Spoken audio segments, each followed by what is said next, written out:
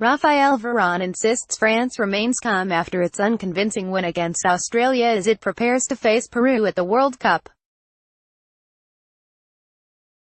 One of the World Cup favourites, France failed to shine but still recorded a 2-1 win to open its Group C campaign in Kazan last week.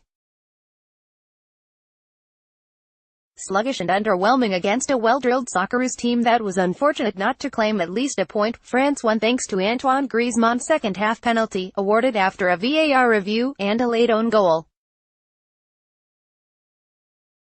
Questions were raised after the victory, and France centre-back Varane knows Didier Deschamps' men will have to be at their best against Peru in Ekaterinburg on Thursday. Some things were not done that well in the first match, Varane said at a news conference. We know that we will have to defend with more intensity, but mostly defend together. We're still at the start of the competition. We shouldn't dramatize the situation, even though we have to be aware of the things that didn't go so well during the last match. We've made our assessments. We have talked among players. We've talked to the coach. We know where we want to go for the next match. Camera with flash. The focus sharpens on Thursday's game against Selección in Peru. They lost their first game, so the pressure is on them. Peru ended a 36-year World Cup absence in its opener but suffered a cruel 1-0 loss to Denmark. The Peruvians missed a penalty and wasted countless opportunities as the South American nation was made to pay by the efficient Danes. It was not the ideal way for Ricardo Gareca's entertaining side to start the showpiece tournament, but left-back Miguel Trauco remains confident in Peru's ability to compete against the world's best. We have to correct the details that cost us defeat, he said.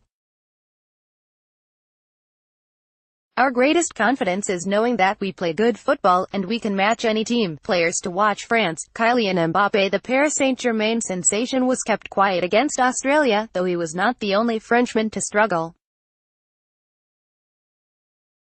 With Peru's quick brand of soccer and need for a result, the 19-year-old should have more space to attack. Peru, Paulo Guerrero eligible to play in Russia. Having been initially suspended following a doping ban, Paulo Guerrero was surprisingly named on the bench against Denmark. Peru's all-time leading scorer and captain made an immediate impact once introduced, almost equalizing. Expect the veteran striker to wreak havoc against the French. Key Opta facts: France and Peru's only previous encounter was a friendly in April 1982.